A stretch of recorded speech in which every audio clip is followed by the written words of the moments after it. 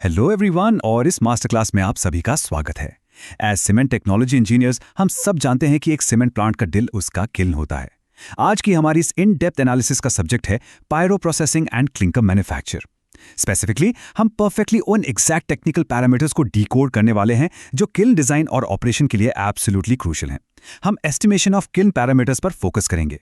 तो चलिए बिना किसी देरी के सीधे कॉन्सेप्ट्स में डाइव करते हैं और समझते हैं कि as a cement technology engineer इन कॉम्प्लेक्स कैलकुलेशंस को प्रैक्टिकली कैसे अप्रोच किया जाता है। आज के सेशन के लिए हमारा एजेंडा काफी स्ट्रेट फॉरवर्ड है। हम systematically in 4 crucial technical terms को कैलकुलेट करना सीखेंगे। First, kiln volumetric loading parameters. Second, specific thermal loading calculations. Third, material retention time estimation. और finally, degree of kiln filling. Alright, let's start right away with Section 1, Kiln Volumetric Loading Parameters. So specific volumetric loading आखिर होता क्या है? एक साधारण भाषा में अगर कहूं तो इसका बेसिक मतलब है कि किल्न के 1 क्यूबिक मीटर वॉल्यूम में से हर दिन कितना क्लिंकर प्रोड्यूस हो रहा है। इसका यूनिट टीपीडी पर मीटर क्यूब यानी टर्न्स पर डे पर क्यूबिक मीटर होता है। अब यहां एक मेजर टेक्निकल शिफ्ट देखने को मिलता है। अगर हम पुराने डिजाइन या नॉर्मल प्रीहीटर किल्न्स की बात करें तो उनकी रेंज 1.6 से 2.2 टीपीडी पर मीटर क्यूब के आसपास आती है। लेकिन जो मॉडर्न प्री कैल्सिनर किल्न्स होते हैं, जहां कैल्सिनेशन का लगभग सारा काम किल्न के बाहर ही हो जाता है, वहां एफिशिएंसी ड्रास्टिकली बढ़ जाती है। वहां ये रेंज 4.5 से 6 टीपीडी पर मीटर क्यूब तक चली जाती है। ये एक रियल गेम चेंजर है जिसे प्लान डिजाइन करते वक्त ध्यान में रखना चाहिए। अब देखते हैं इसका मैथमेटिकल फॉर्मूला। एक इंजीनियर के लिए फॉर्मूले ही सबसे बड़ी लैंग्वेज होती है, राइट? क्लिंकर आउटपुट रेट यानी WCL कैलकुलेट करने का स्टैंडर्ड फॉर्मूला है π/4 multiplied by DI squared multiplied by L and finally multiplied by specific volumetric loading. यहां इन वेरिएबल्स को समझना जरूरी है। WCL हमारा डेली आउटपुट है टन्स पर डे में। DI का मतलब है internal effective diameter of kiln जो मीटर्स में लिया जाता है, और L किल्न की टोटल लेंथ है। बेसिकली π/4 और DI स्क्वायर्ड मिलकर किल्न का क्रॉस सेक्शनल एरिया बनाते हैं और उसको L से मल्टीप्लाई करने पर हमें टोटल वॉल्यूम मिलता है। उसी वॉल्यूम को स्पेसिफिक वॉल्यूमेट्रिक लोडिंग से मल्टीप्लाई करके टोटल कैपेसिटी निकल आती है। Let's make this concrete with a quick exercise. Step 1 में देखिए, मान लीजिए हमारे पास एक किल्न है जिसका क्लिंकर आउटपुट 4000 टीपीडी है। Nominal specific volume loading 5 TPD पर मीटर क्यूब दी गई है और L/DI रेशियो 16 है, यानी लेंथ उसके डायमीटर के 16 गुना है। स्टेप 2 में इन वेरिएबल्स को फॉर्मूला में डालते हैं।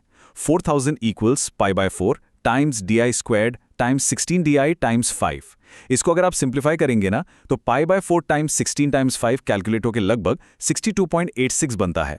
तो इक्वेशन हो गई 4000 equal 62.86 multiplied by DI cube. अब स्टेप 3 पर आते हैं। DI क्यूब निकालने के लिए 4000 को 62.86 से डिवाइड कीजिए जो आपको 63.63 देगा, और जब इसका क्यूब रूट निकालेंगे तो इंटरनल डायमीटर यानी DI एग्जैक्टली 3.99 मीटर्स आता है।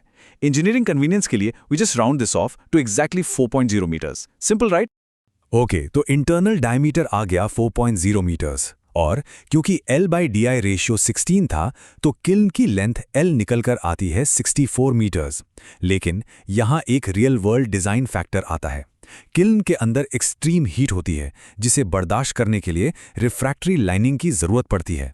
अगर हम रिफ्रैक्टरी थिकनेस को 0.2 मीटर्स यानी 200 mm कंसिडर करेंगे तो किल्न का आउटर डायमीटर क्या होगा? ऑब्वियस सी बात है, डायमीटर दोनों तरफ से मेजर होता है, इसलिए 4.0 मीटर इंटरनल डाया में हम 2 × 0.2 ऐड करेंगे तो हमारा final outer kiln diameter perfectly 4.4 metres बन जाता है। यहाँ तक वॉल्यूमेट्रिक लोडिंग का पूरा कॉन्सेप्ट और उसकी फिजिकल डायमेंशनिंग एकदम क्लियर हो गई होगी। पर यहाँ से एक नया सवाल उठता है।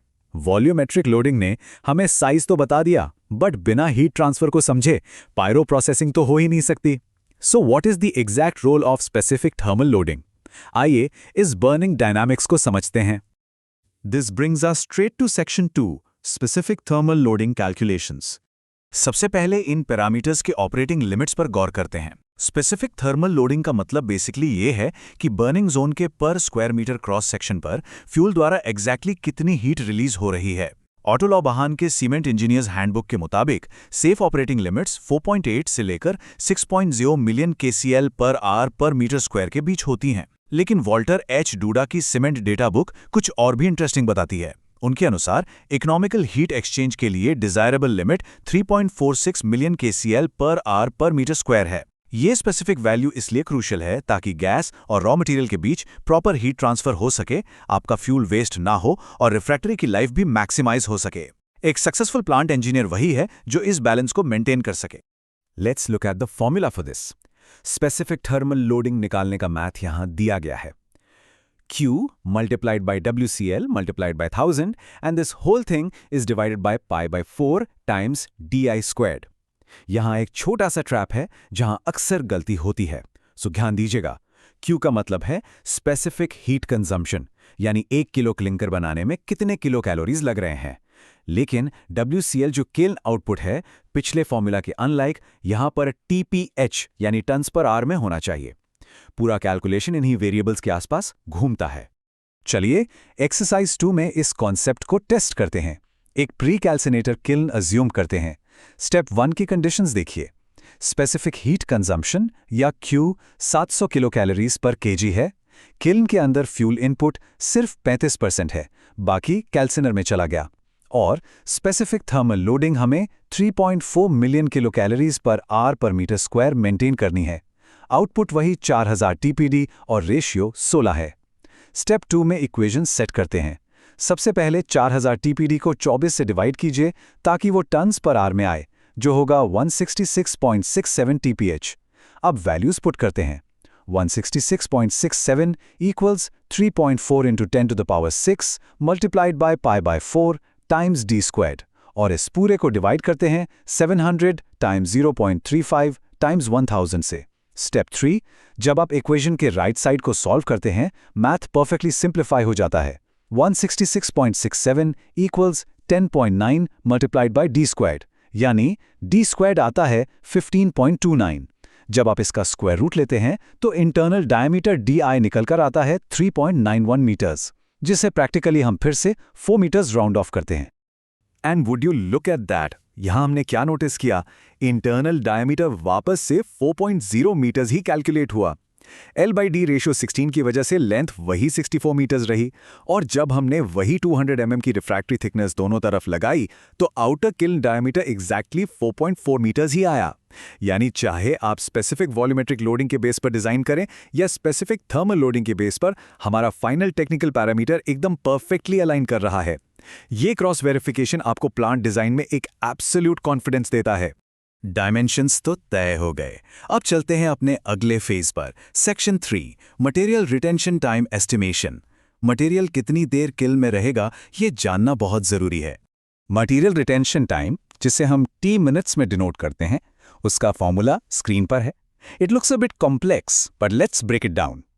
T equals 1.77 multiplied by L multiplied by the square root of theta multiplied by F, और इस पूरे न्यूमरेटर को डिवाइड करते हैं P times D times N से। बड़ी सिंपल सी वेरिएबल्स हैं। L किल्न की लेंथ है, P किल्न का स्लोप है, लेकिन ध्यान रहे ये एग्जैक्टली डिग्रीज में होना चाहिए। D अपना किल्न डायामीटर है, N किल्न की रोटेशन स्पीड है RPM में, थीटा मटेरियल का एंगल ऑफ रिपोज है डिग्रीज में, और F एक कंस्ट्रक्शन फैक्टर है जिसे स्ट्रेट किल्न्स के केस में हमेशा 1 लिया जाता है। एक छोटी सी टेक्निकल डिटेल जो अक्सर ओवरलुक हो जाती है वो है थीटा, यानी एंगल ऑफ रिपोज। ये एक्चुअली मटेरियल की प्रॉपर्टी है। इस टेबल को देखिए। क्लिंकर के लिए एंगल ऑफ रिपोज 40 डिग्रीज होता है और रॉ मिक्स के लिए 36 डिग्रीज होता है। अब क्योंकि किल्न के अंदर मटेरियल कॉन्स्टेंटली रॉ मिक्स से क्लिंकर में ट्रांसफॉर्म हो रहा होता है, तो इंजीनियरिंग कैलकुलेशंस में हम इन दोनों का एक एवरेज ले लेते हैं, जैसे कि 38 degrees. It's these minor details that make a huge difference in real world accuracy. चलिए रिटेंशन टाइम की एक एक्सरसाइज करते हैं। पैरामीटर्स मान लेते हैं, diameter 4.0 m, length 64 m, revolution 3 RPM और स्लोप 3.5%।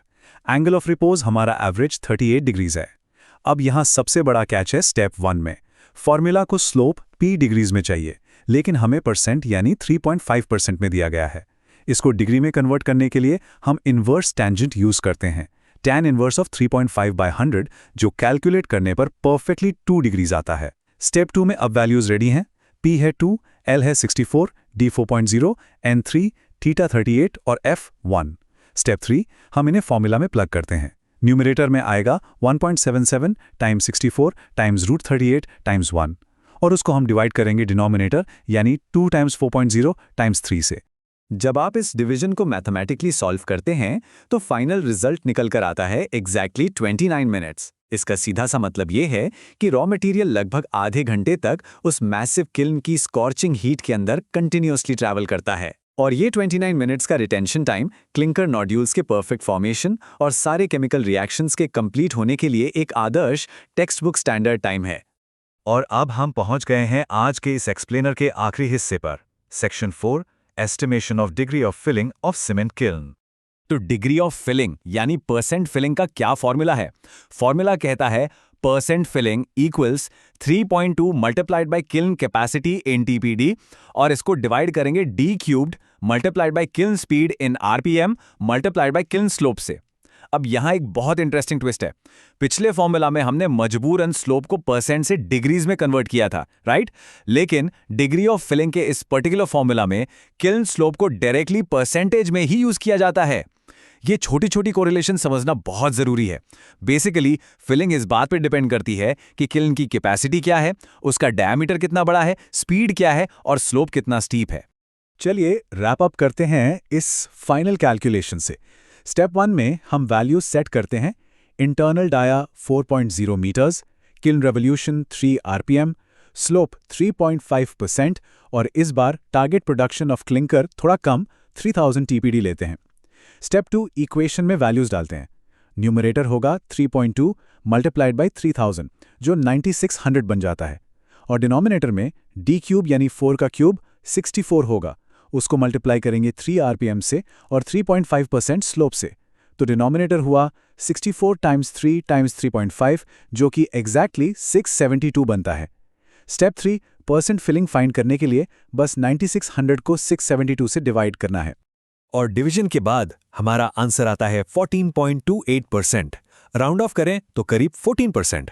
अब सोचिए, क्या इतना बड़ा किल्न सिर्फ 14% मटेरियल से भरा होता है? The answer is yes। और ये वैल्यू एक नॉर्मल किल्न के ऑपरेशन के लिए बेहद परफेक्ट मानी जाती है। इसका मतलब है कि बाकी का 86% वॉल्यूम टोटली खाली है। ये free space actually hot gases के मूव करने के लिए और उन गैसेस से मटेरियल तक इफेक्टिव हीट ट्रांसफर होने के लिए पर्पसली बनाई जाती है। अगर आप डिग्री ऑफ फिलिंग को बढ़ा देंगे तो गैसेस ठीक से फ्लो नहीं होंगी और प्रॉपर कैल्सिनेशन सिंपली नहीं हो पाएगा। तो आज हमने इन चारों टेक्निकल पैरामीटर्स को ना सिर्फ प्रॉपर्ली कैलकुलेट करना सीखा, बल्कि इनके पीछे का इंजीनियरिंग लॉजिक भी समझा। लेकिन आपके लिए असली चैलेंज इन फॉर्मूले को याद रखना नहीं है, इन्हें फील्ड में इंटीग्रेट करना है। एज फ्यूचर प्लांट इंजीनियर्स आपको सोचना होगा कि ये volumetric loading, thermal loading, retention time और डिग्री ऑफ फिलिंग का प्रिसाइज बैलेंस आखिर कैसे मॉडर्न क्लिंकर प्रोडक्शन की अल्टीमेट एफिशिएंसी तय करता है। एक पैरामीटर में किया गया छोटा सा चेंज बाकी सबको ड्रास्टिक तरीके से कैसे अफेक्ट करता है। इस इंटरलॉकिंग सिस्टम के बारे में जरा गहराई से सोचिए। आज की हमारी मास्टर क्लास यहीं समाप्त होती है। Keep questioning, keep optimising and apply this engineering precision in the real world.